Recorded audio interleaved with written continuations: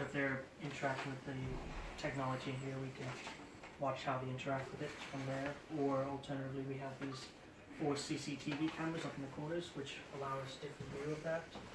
In the case of this TV setup, it would allow us to, if the user is sitting and watching the TV, we can't see through them obviously, so the cameras will allow us access to a better view of how the user might be interacting with the remote control as part of the overall experience.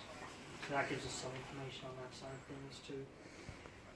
But I'm a research staff here at Ulster University, and I'm currently working with this BT set-top box eye tracking setup.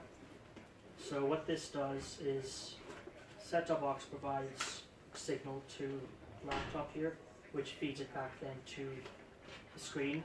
If I move the mouse, you can see it's just really extending from the laptop to the screen / monitor.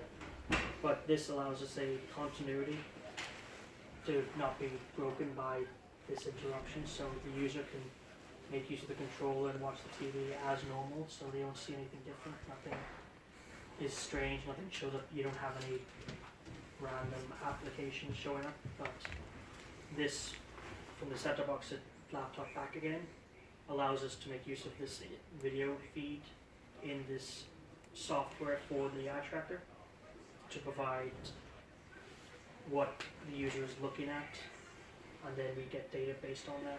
So it sort of marries the two together. So we don't just track the eyes. We could track the eyes on anything, but we can make that comparison between what people are actually seeing, what they're looking at on the screen.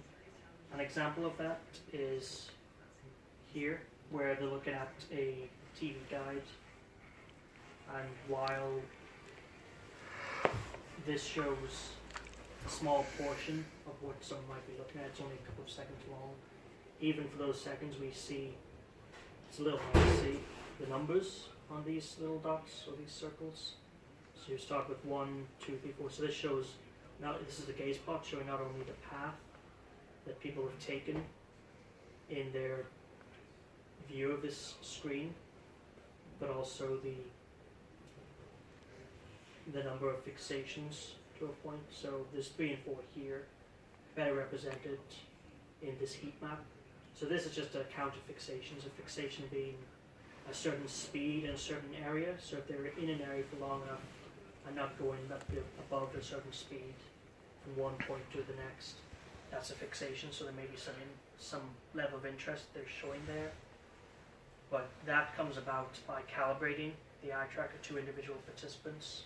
So the eye tracker, using infrared images, learns where the participant looks or how they look around or how their eyes move during a calibration stage based on 5 points on the screen.